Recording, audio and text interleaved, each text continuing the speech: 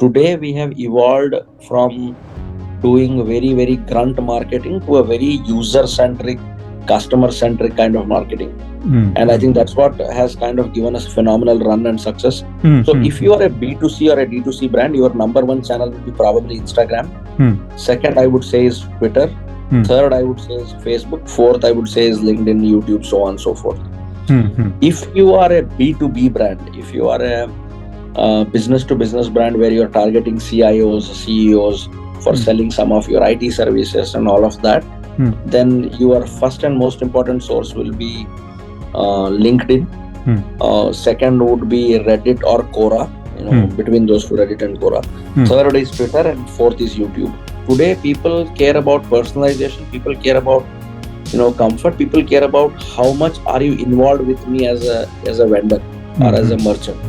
So as a marketeers, we have to start thinking like that. Think like the way your customers would think, right? How much are you personalizing your services, your product, to make sure that you are doing, it kind of helps two things, right? It helps you with ease of business. Your sales team will be able to sell it like this because your customer already knows that you know them well. One biggest mistake that every marketeer, every organization, every CMO to a large extent does is people think marketing's job is only till you acquire a customer. You cannot thrive as a CMO or you cannot become successful as a CMO of a large company if you are not a tech marketeer. When I say tech marketeer, I mean you should know what tech stack to use. You should know what kind of technologies to market. You should know what kind of platforms to leverage. Only then you will become very successful as a CMO.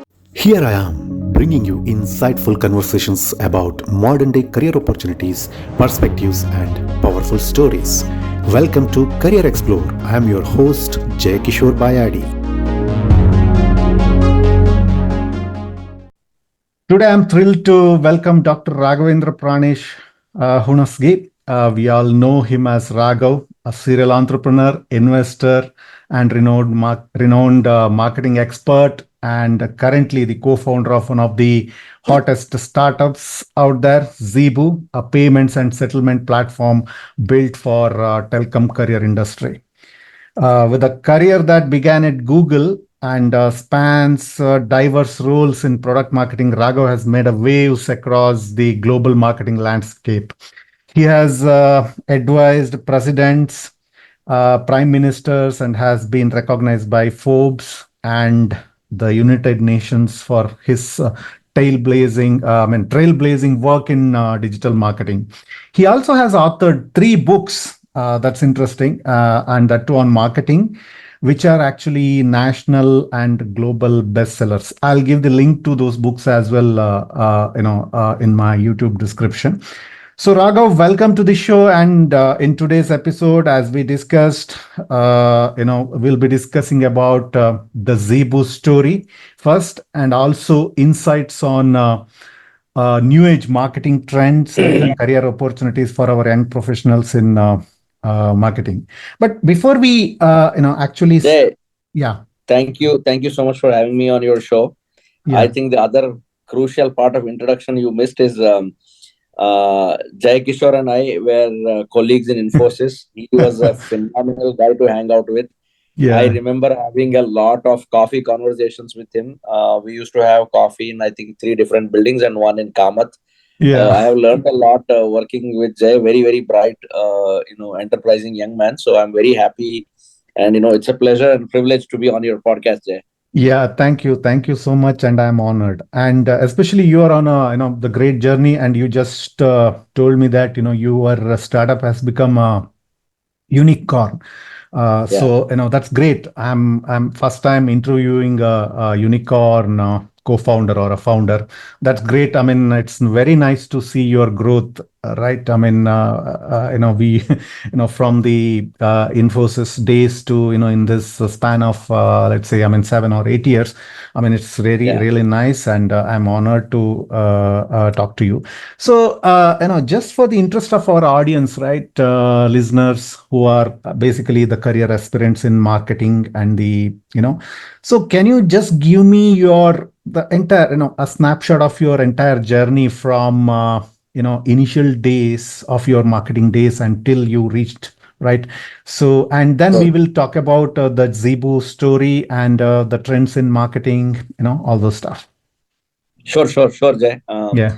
Happy to share the journey. And so I started. I did my engineering. I did my engineering in information technology, information science, from a university in India. It's called, in Karnataka. It's called Vishwesvaraya Technical University. Kind of. I was a very average student till I got to engineering. I used to hover between upper second class to lower second class kind of grades. But God has been extremely kind, and I did well in my engineering, and then I started my career in HP as a device driver programmer.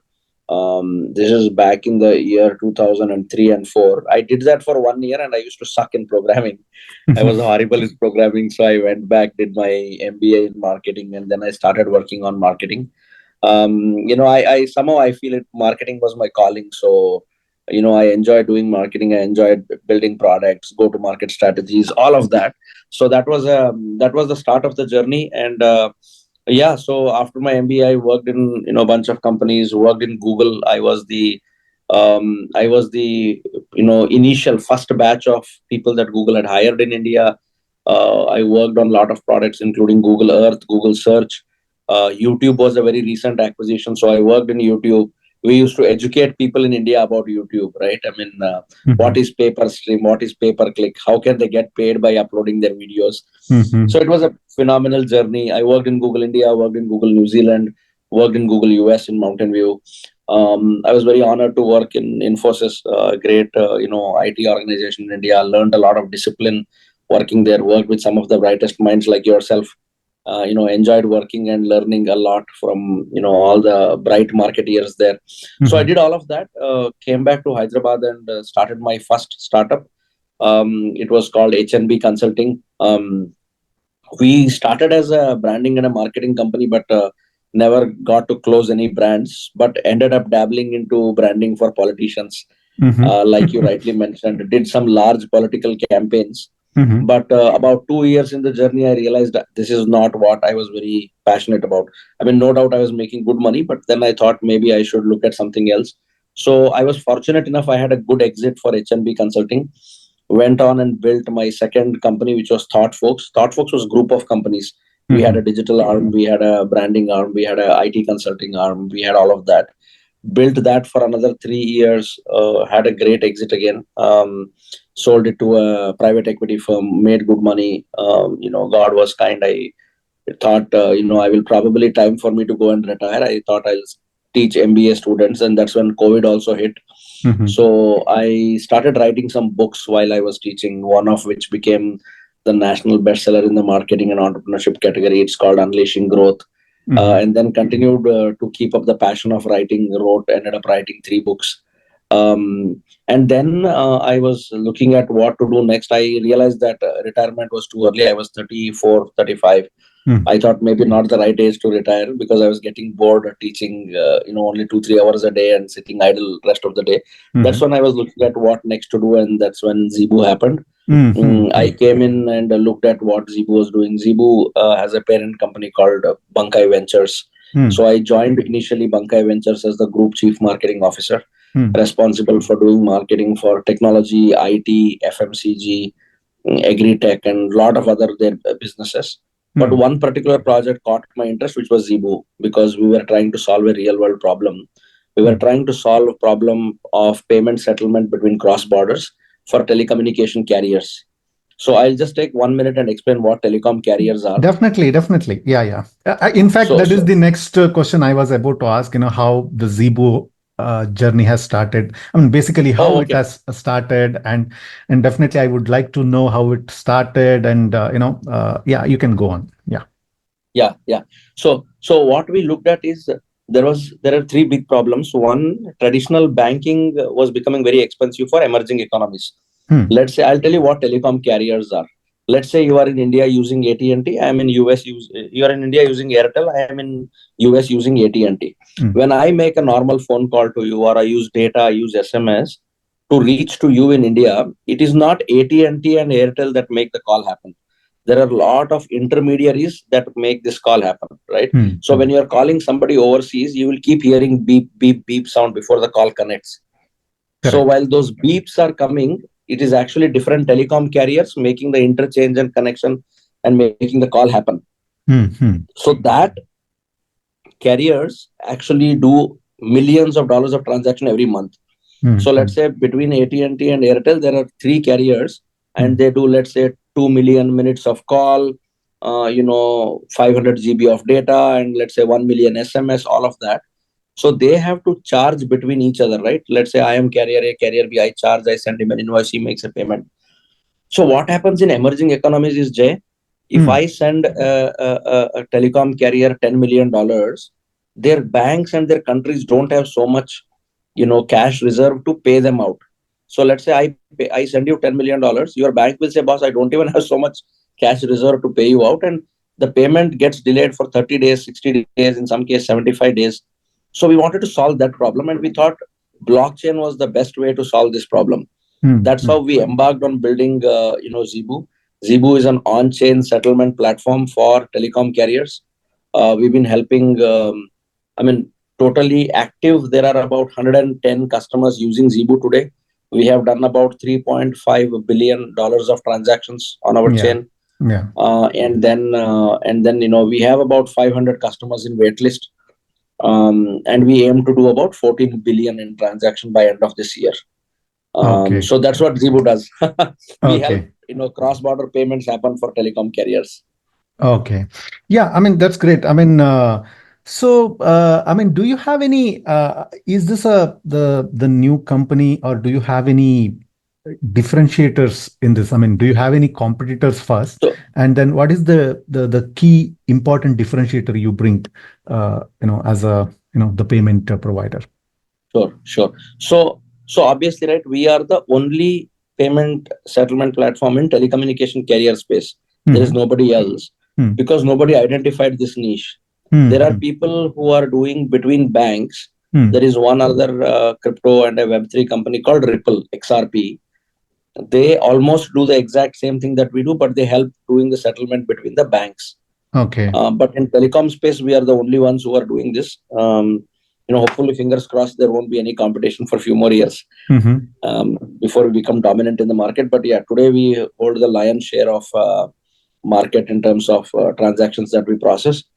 This was also easy because one of our anchor investor is also a telecom carrier, which is Yeah. Bankai Group. They Hmm. are world's third largest telecom carrier, Hmm. and they process, like, if India gets about 100 international calls, at least 10 of them are routed or handled through Bankai. That's how much Okay. volume they handle.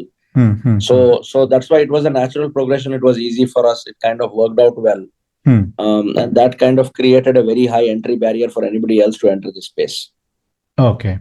So Yeah. yeah, I mean, the next, the logical and natural question is, you are a co-founder and you are a CMO of, this particular organization, and now the main focus of this discussion is to understand about marketing. So because our listeners are aspiring marketing Sure. professionals, working marketing professionals who want to gain knowledge on, what's happening in the global level in terms of marketing, all those stuff. So you are the best person who can tell us and give us insight based on your experience.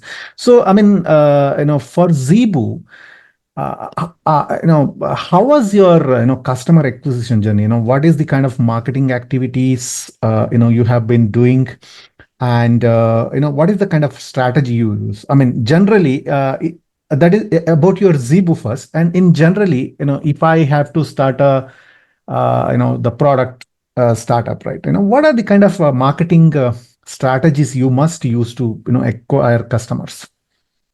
Right. So very good question, right, Jay? So basically, there are marketing. I will break it down into two aspects. One, Mm-hmm. marketing is all around branding, positioning, all of that messaging. Mm-hmm. Second aspect of marketing is all around customer acquisition.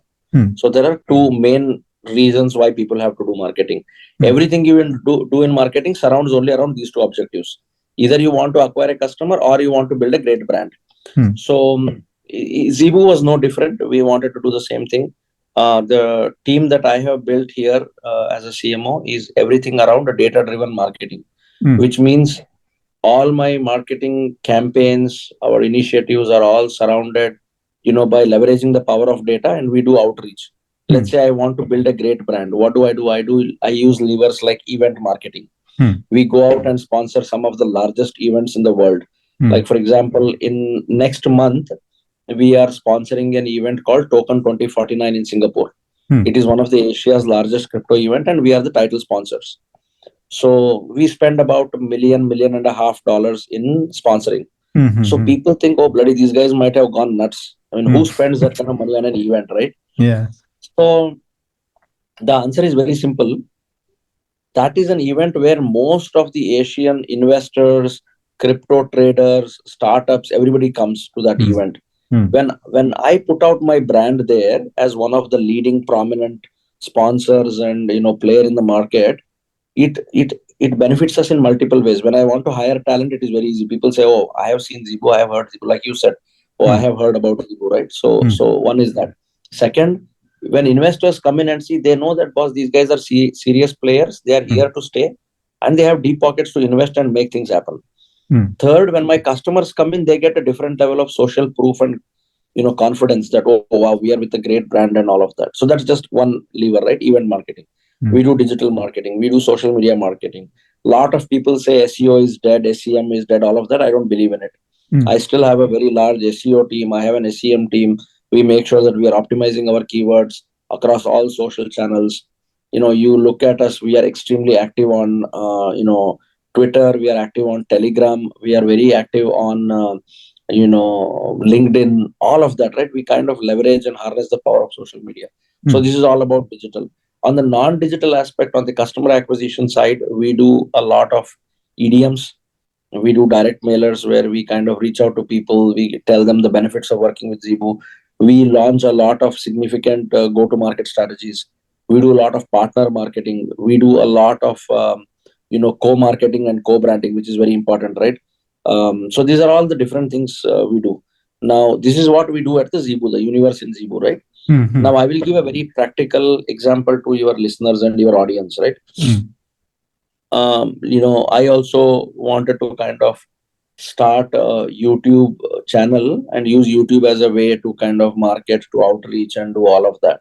Mm. So when I started doing it, I was thinking, how do I kind of get to a Nikhil Kamat's level, or how do I get to a, Yeah. the Ranveer TRS level and all of that. And then I started studying all of that. So Mm. one thing I read is, how unique and beautiful crafted content you have. What is Mm. that you have to offer to your audience, and how can you let people know and make them aware that you are doing something like this, right?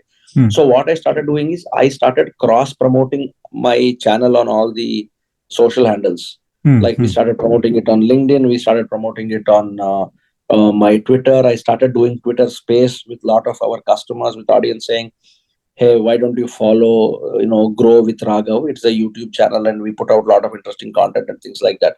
Mm. You won't believe, just because we started using all the right outreach and marketing strategy, I didn't spend a dollar. I Mm. think in last, it has been only 35 or 40 days I started the channel. Mm. We have close to about 4,000 subscribers. Mm. And, some of my videos have got about, 200,000, 300,000 views. Mm. How did we do it? It is only through the power of marketing, power of messaging. Mm. Let's say you are a student who wants to join a FMCG brand. You are Mm. launching a shampoo. Mm. What lever of marketing will you use? The easiest lever is influencer marketing. Mm. Gone are the days where you will probably put a Sunsilk or a Chick shampoo ad in front of airport, spend 5 crores on hoarding, right? Instead of Mm. that, I will probably spend 2 lakhs, 5 lakhs, 10 lakhs with some top influencers. Mm. Imagine a YouTube influencer who has 5 million views Mm. comes and tells, hey, this is the shampoo that kind of is very good for your scalp, good for your hairline, and all of that. People will Mm. start buying. So today we have evolved from doing very, very grunt marketing to a very user centric, customer centric kind of marketing. Mm. And I Mm. think that's what has kind of given us phenomenal run and success. And Mhm. like I said, I feel I'm a marketeer with a heart and soul both in marketing. So I have Mm. seen the evolution. We used to spend about millions of dollars. I mean, you remember at Infosys, we used to run large, Yeah. analyst relation programs, spend millions of dollars with Gartner, Forrester, all that. Hmm. Now that has transformed. I mean, obviously, you should still work with them, Hmm. but now that has transformed on how do I engage some of the top influencers to create content about me, to collaborate with me, to write with me, and all of that.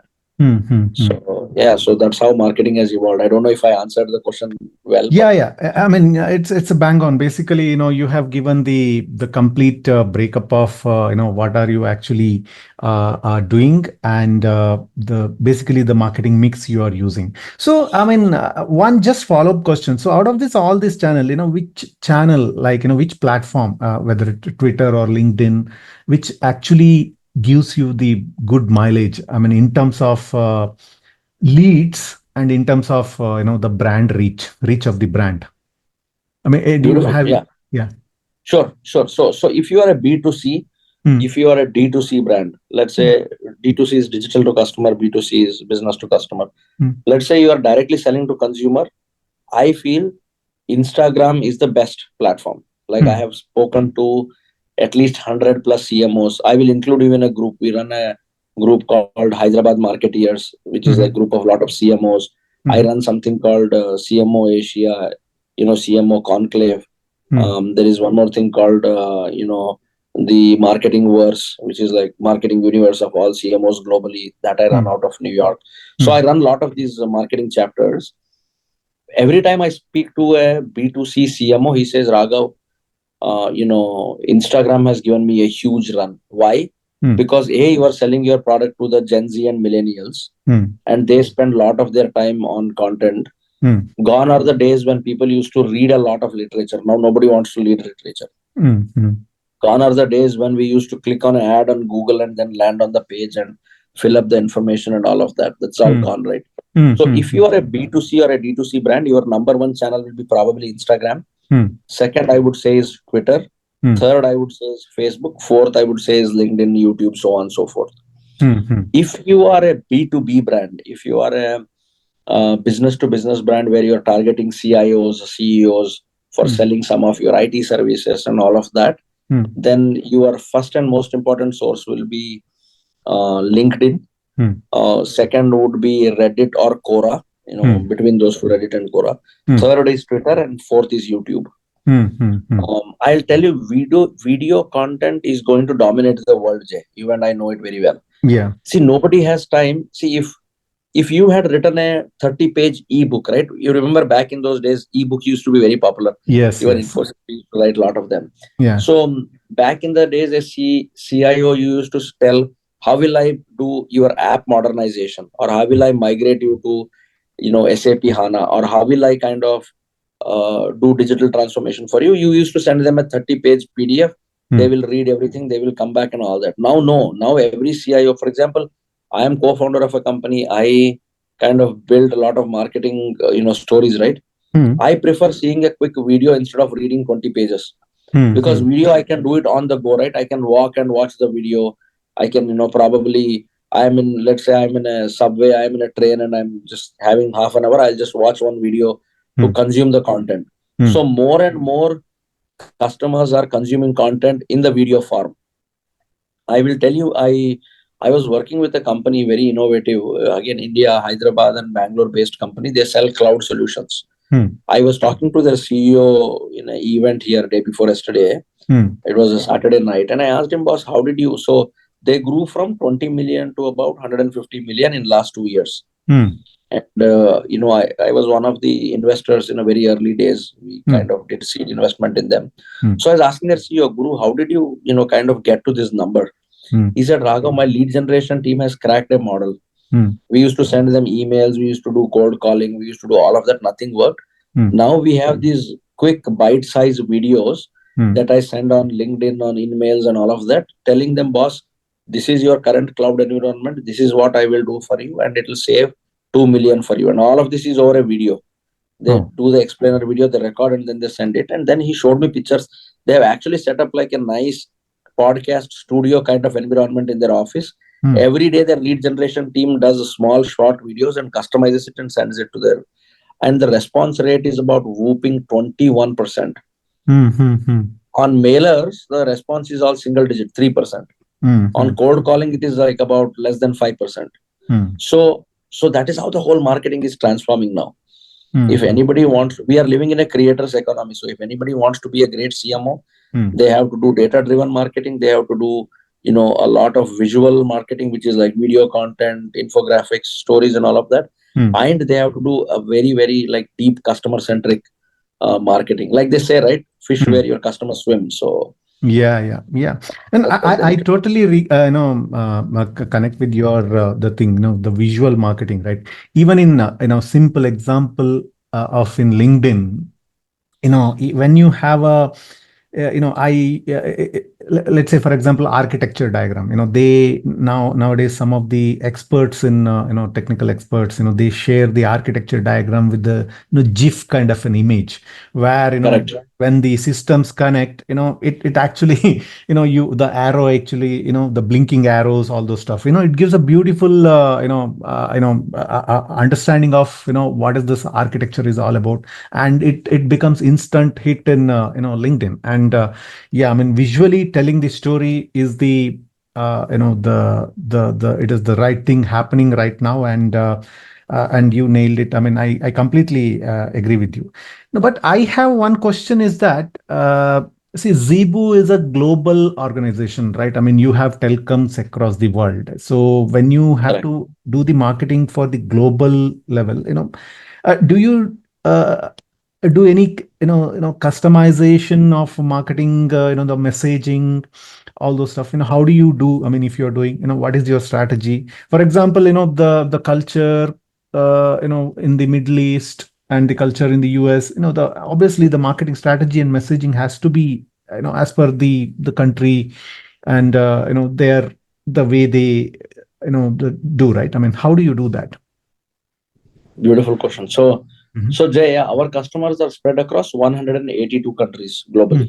Mhm. Mhm. And in last 24 months, I have traveled and lived in about 32 different countries. Mhm. Um, and one thing I have learned is the art of marketing, Mhm. personalization is extremely important. Yes. The way I sell to my Turkey customer Hmm. versus the way I sell to my Dubai customer versus the way I sell to my New York customer versus the way I sell to my Indian customer is all different. Hmm. See, Hmm. the demographics, the buyer psycho, and the whole persona differs Hmm. so much. Hmm. When I sell in emerging markets, Hmm. I sell using value. Hmm. Hmm. Hmm. I tell them what value add can I give them? How can I make their lives better? Hmm. How can I kind of ease their pain in transactions? How can I kind of reduce the pain of them going to bank, doing withdrawals, all of that? Hmm. Versus when I'm marketing to emerging economies, I tell them, boss, how much this is how much money you will save. Hmm. This is how much money you will make. This is how much you will leverage by using our platform. Hmm. So if any brand wants to succeed globally as a promising brand, especially Hmm. from a marketing standpoint, Hmm. they have to focus and put a lot of energy on personalization. Hmm. Until and unless it is personalized, I will not buy it. Hmm. Think about you and me, right? Let's say like we live in some of the largest hotels, resorts, and all of that. When we travel out, Hmm. being a Bonvoy member, let's say when I go to Marriott Hotel, I walk in, I know they know my name, they know my preferences, they know my choice, they Hmm. know I'm a vegetarian, I would not like meat in my food, all of that. Hmm. And when I walk into my room, unlock, I already know that the room says, welcome, Mr. Hunasgi. They know what kind of water I need, all of that. Hmm. So I don't mind paying $100 per night extra Hmm. for getting that services Hmm. Hmm. than going to a cheaper option, because today people care about personalization, people care about comfort, people care about how much are you involved with me as a vendor or Hmm. as a Hmm. merchant. Hmm. So as a marketeers, we have to start thinking like that. Think like the way your customers would think, right? Hmm. How much are you personalizing your services, your product, to make sure that you're doing, it kind of helps two things, right? It helps you with ease of business. Hmm. Your sales team will be able to sell it like this because Hmm. your customer already knows that you know them well.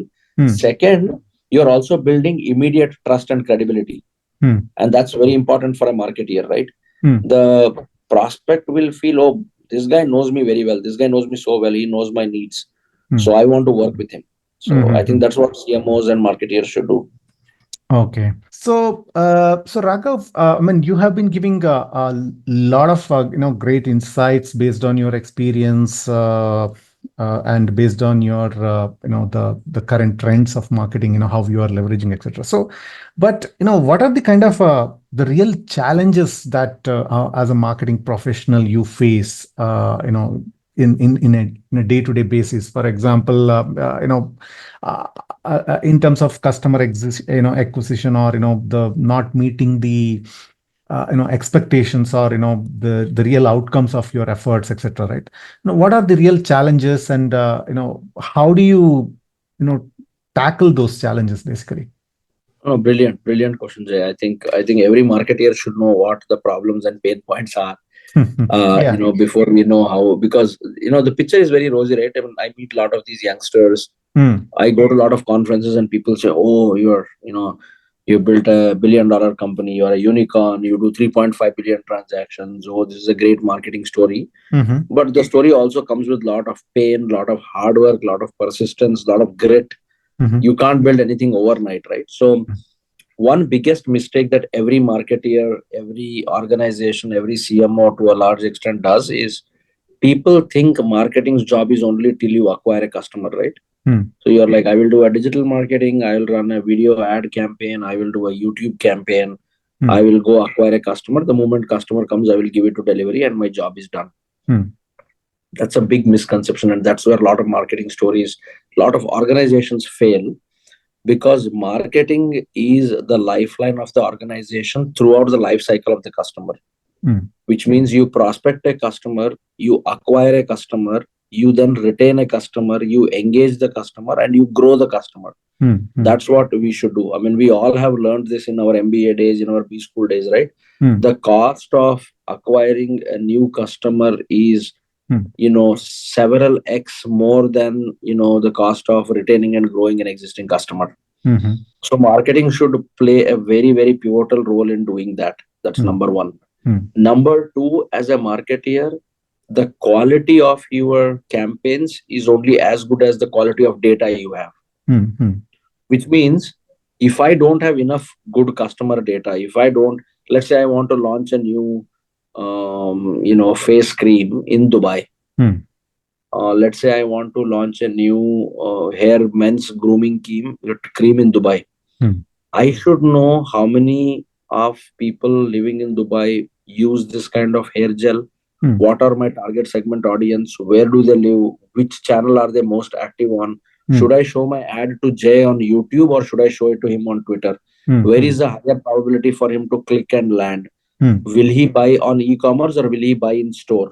Hmm. If Hmm. 60% of my customers are buying on store, Hmm. what are the in-store advertisements I should do? What are the in-store placements I should do? Hmm. So all these things, right, are very, very insignificant. They seem insignificant, but they have a huge impact. Hmm. Hmm. Like if you use the wrong data and show ads on a wrong platform, Hmm. you are burning millions of dollars, but you are not seeing the outcome. Hmm. If Hmm. you are doing wrong, in-store advertisement, maybe you have the most beautiful hoarding in a store, but Hmm. if nobody comes to that store to buy your hair gel, then you are wasting your money.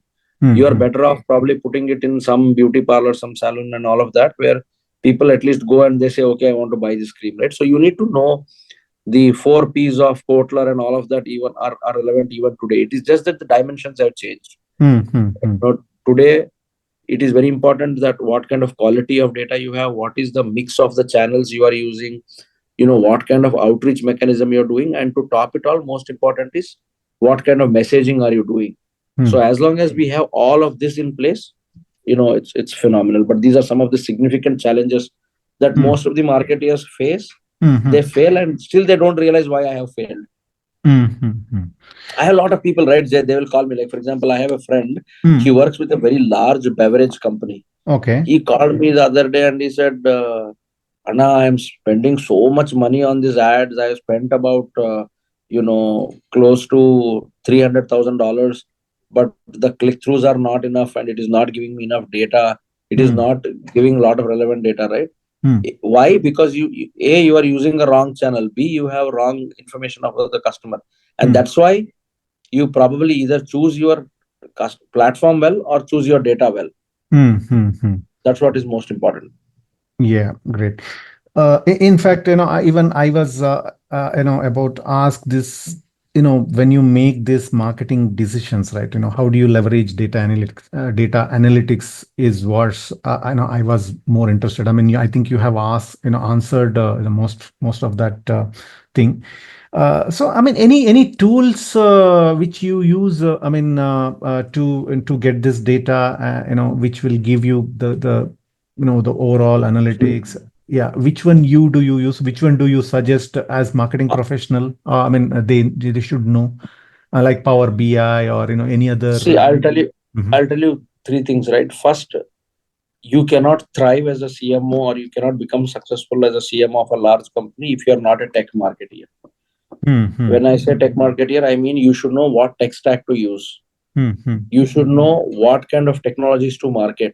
hmm, You should know what kind of platforms to leverage. hmm, Only then you will become very successful as a CMO. And this has been like my experience. I have been a CMO for about 11 years now. hmm, hmm, And the only reason if I am little successful, it is because I have known how to leverage technology to the hilt. hmm, hmm, Today, the life of marketeers and CMOs is so much more easy, Jay, because of the whole AI, outburst that is happening. hmm, hmm, hmm, I remember I used to have a team that used to take about 4 days to create a ebook, hmm, 10 days to create a beautiful brochure or a point of view, hmm, 6 days to create blogs, press release articles, and all.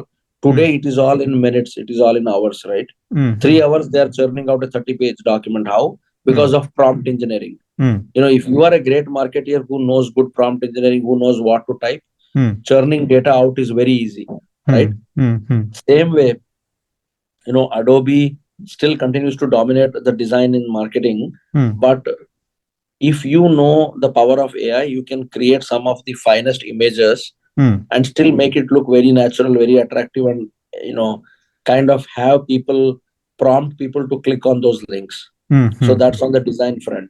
hmm, From a data lead generation standpoint, it is very important to use tools like LinkedIn. Like I'm a huge fan of LinkedIn and what LinkedIn has to offer, hmm, right? hmm, The LinkedIn kind of gives you the option to reach out to the right CIOs at the right time in the right way. hmm, Now, hmm, just LinkedIn won't help, right? With LinkedIn, you also have to use hmm, Google Analytics. You also have to use some other third-party analytics tools.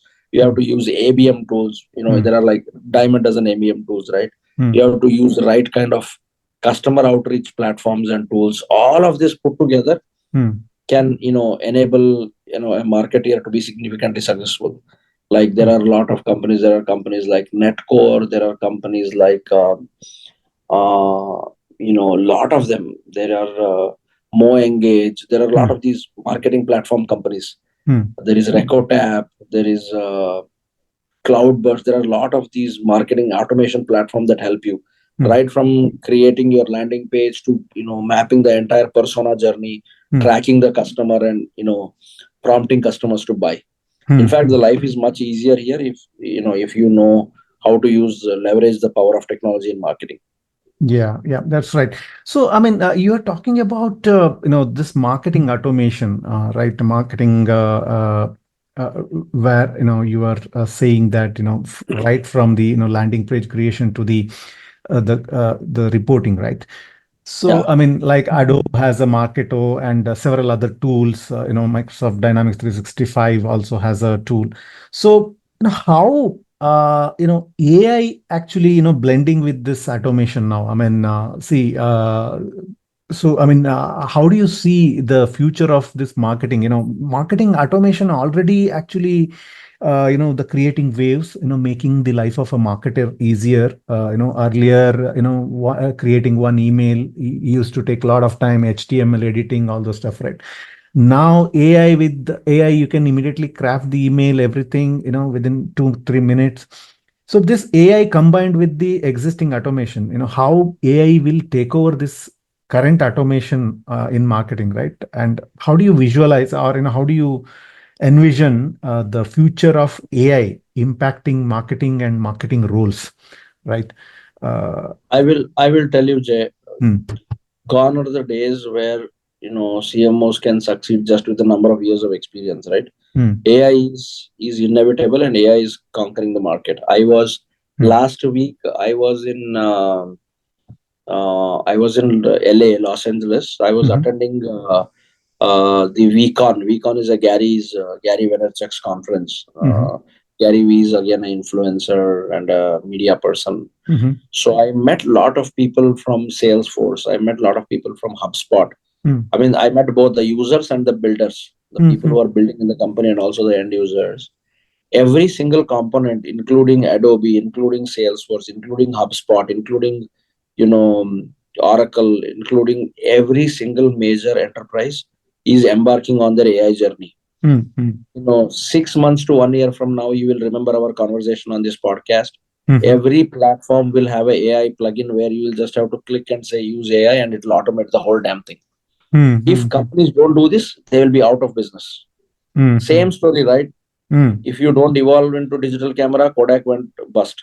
Yeah. If Blockbuster cannot, invest in Netflix, it went bust. So now Mm-hmm. we are in the AI wave where everybody have to integrate AI into their platform, otherwise they will cease to exist. Mm-hmm. Yeah. Okay. Yeah, that's great. So, so how do you define, see, I know how to do the marketing automation, all those stuff now. So if I have to be AI ready, or I have to be a future ready, right? What are some of the most exciting or most important skills I need to master now? How I need to be get ready to be successful in upcoming future in the era of AI? How do you see that? Beautiful question, right? So there are two ways of learning anything in life, Jay. I mean, you will Mm, agree with me. mm, One is learning through formal education. You go to mm, an upgrad or go to mm, some academy, whatever. You learn one certification in AI and all of that. mm, I'm not a great fan and believer of that, but that is one good way of doing it. mm, What I do is I believe in what our leader, our PM has taught all of us. Chai mm, pe charcha. mm, mm, See, I'm a huge fan of what India has to offer, right? And I'm a huge advocate that mm, us as a nation mm, will become superpower sooner or later. We are very close to the time where we will kind of dominate everything. And look at what our PM has taught us, right? mm, mm, Chai Pe Charcha is a beautiful way, and I have learned immense from that, right? Like for example, from this conversation, I get to learn so much from mm, you, from talking to you and all of that. So mm, one good way to do is hang out with other CMOs, mm, become part of these large forums like each city, like I said, Bangalore, Chennai, Hyderabad, I host a lot of CMOs, mm, like mm, at least once in a month, once in 3 months. I call top 100 CMOs in a evening gathering. We kind of get some food, drinks together, we chat, we say, boss, what are you using, what tools do you recommend, which AI platform are you using, how is it helping you, how are you accelerating your design journey, how are you accelerating your web journey, what are you using for lead generation, mm, is AI virtual assistant really helping you, and I get to learn so much from them. mm, So mm, mm, then I became so addicted, like for mm, example, I used to kind of host these physical events, meet people, make notes, mhm, follow up and all of that. mm. And thanks to technology, people like you and me are now able to have all this conversation over a podcast. So Yeah. all I do now is turn the camera on, put the mics, Mm, speakers, bring people. Like any city I go, I take a podcast studio for rent, mm, call the top 5 CEOs or CMOs, bring them in a room, and then ideate. mm, I start mm, asking them questions. Boss, how did you do this? How do you solve this? mhm, Now, instead of just me learning alone, I create that content and post it, and all my friends, all my community, everybody is learning. They are like, oh shit, this is such a cool thing. Oh shit, this is such a nice thing. mhm, So, I think that is what will work, and that is how things will kind of catch up. And one of the best ways to learn is peer learning. Like mhm, I never hesitate. Last month I was in Stanford. I was in the campus. mm, We went to recruit, we went to talk to people. I sat down with some of the people there to actually understand and learn prompt engineering. And mm. don't have any ego or anything, boss. It is, you can always learn even from a kindergarten kid to a fresher to everybody, right? Exactly. Yeah. Yeah. So I sat down, I learned a lot of things. I think peer learning is a beautiful way to learn. Mm, mm, mm. Yeah. Okay.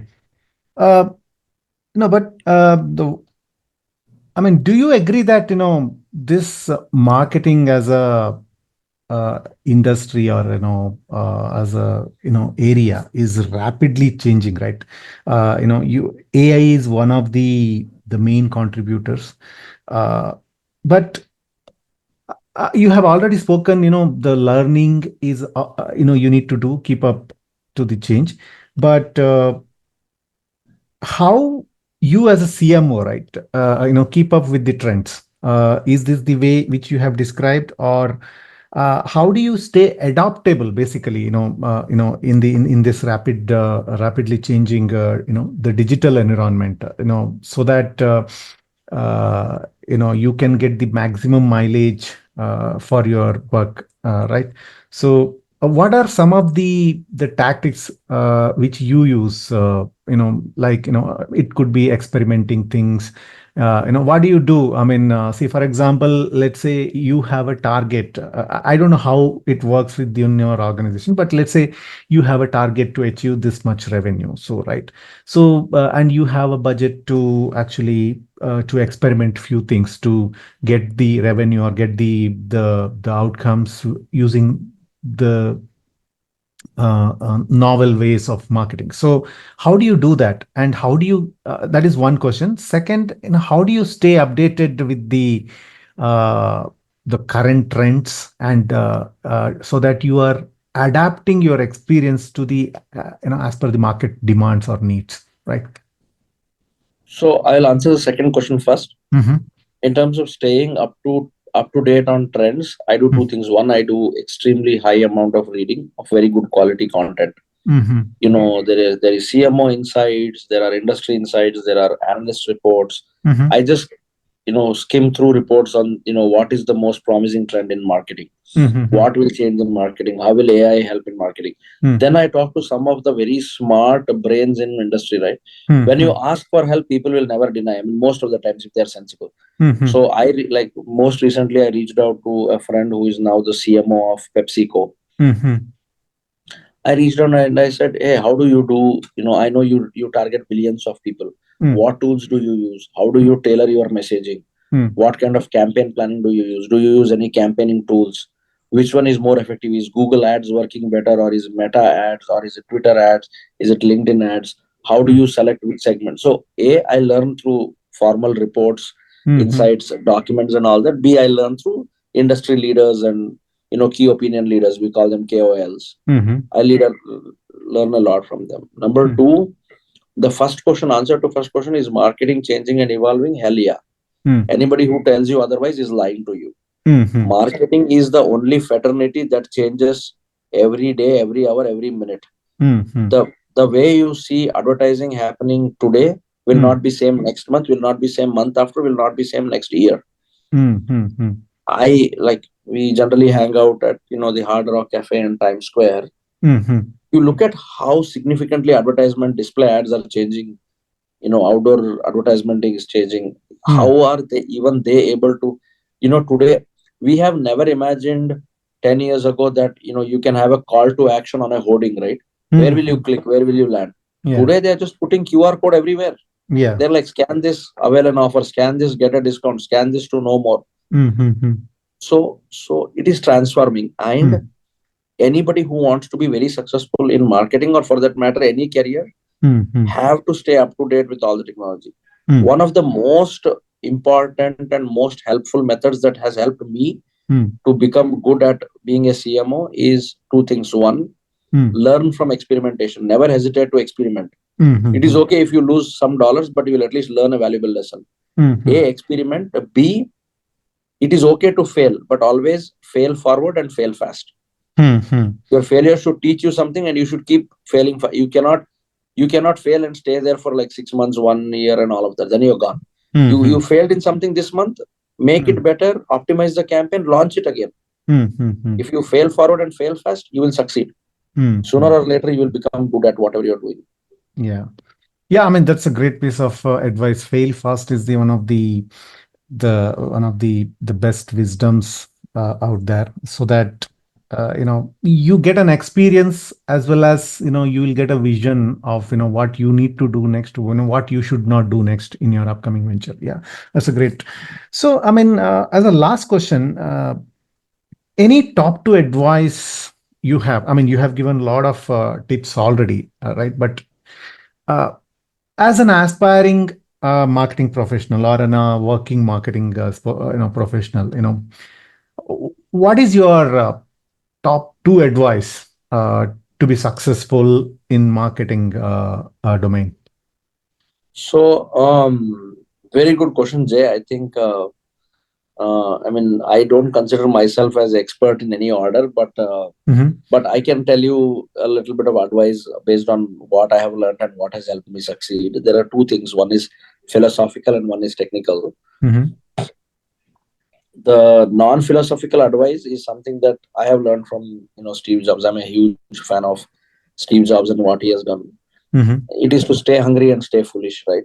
Like he Mm-hmm. said, I always believe in staying hungry, staying foolish. I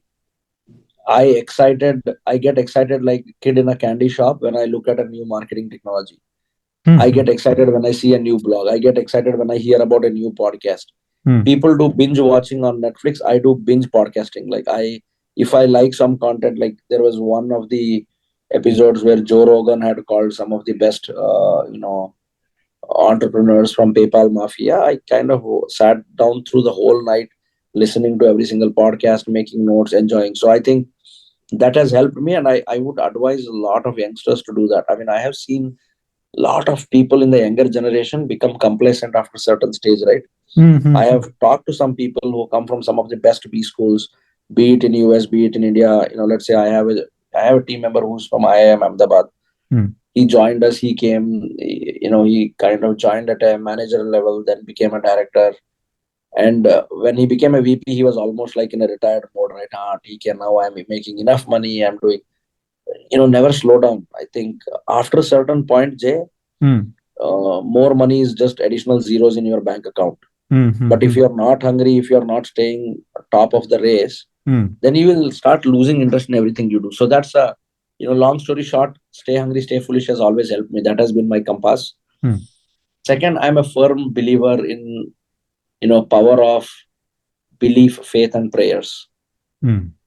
I am an extremely strong believer of God. I am an extremely strong, ardent, religious and a spiritual guy. I do prayers every day. I meditate every day. That helps me that keeps me on top of the race, on top of the game. Like there are times where I go to bed at 2 a.m., come back at 5 a.m. and do a killing presentation and raise a $20 million, all because I am deeply anchored into something that I believe. So I feel every individual who wants to be very successful should develop a belief system or a faith system. It can be anything. Like for me, there is a place in India called Tirumala Tirupati. So that's my, anchor point. If I'm in India, every month I go there and I visit. And every time I go to the temple, it gives me renewed energy, a lot of power to do seemingly impossible things. Like people ask me how to do so right now as we speak, right? I run a podcast. I Correct. run a billion-dollar unicorn company. I Mm. am writing my fourth book. Oh, I that's great. teach in 3 universities. Mm. I have invested in 5 startups and I have 3 other family businesses that I manage. Mm. So people ask me, dude, this all, it is too much. Like I'm not trying to show off, but I'm trying to tell you Mm. all of this is possible because I have a very strong faith system. Mm. Mm. And if the young generation, if the next generation, if they want to be a great CEO, great CMO, great whatever in life, right, they should have a faith system Mm. that will never let you go down. I think those are the two things, Jay. Yeah, that's a great point. See, the thing is, faith system. I mean, uh, you have your own views. I mean, Correct. the Correct. simplest is believing in yourself. Basically, see, I mean, you may be a failure. For example, Correct. especially in the current job market, right? I mean, people are actually looking for a job, and job market is actually tight, so they Correct. become easily depressed. And I get a lot of the DMs on LinkedIn, and this is the situation. How can you help? All those Correct. stuff. But Correct. the thing is, believe in yourself. I mean, it will happen one day. I mean, that's what I also learned from your that second advice. So Yes. yeah, I mean, thanks so much for Oh, not at all, man. I'm like, I yeah, just told what I learned and what worked for me. yeah, yeah. But yeah, yeah. Sure. So yeah, I mean, that's it. I enjoyed a lot. I mean, it's a lot of information you gave swiftly. Basically, in India there is a story, right? I mean, when some rishi actually used to told Lord Ganapati to write something. He Right. used to write it. Vedavyasa. Yeah. Vedavyasa. Yeah. He Yeah. has written before he tells itself. So before I asking some questions, you are telling those answers, and it's the way you connected the things, right? It's really beautiful. I know that's why you are a true marketer, and how to present the things that free flowing way and clearly. And it's a beautiful story, whatever you told, and I enjoyed a lot today, and I hope our listeners also will enjoy this edition or this episode, and they will get a really great value out of it. And I would like to thank you so much for attending or agreeing to be part of this show. And I would like to wish you all the best for your the future endeavors and current you have already become unicorn founder. Thank you. And I hope you will do more things and make all of us proud, India proud. Thank you so much, and I wish you all the best. Thank you, Zay. Thank you so much. It was such an honor to catch up on this podcast. I think this podcast was also more a reason for us to connect after such a long time. I loved Mhm. having this conversation. You Mhm. are a fabulous host, and I think you are doing great work. More power to you. In any way I can help, I'm more than happy. Thank you so much for taking time. Thank you. Thank you so much. Thank you. Yeah.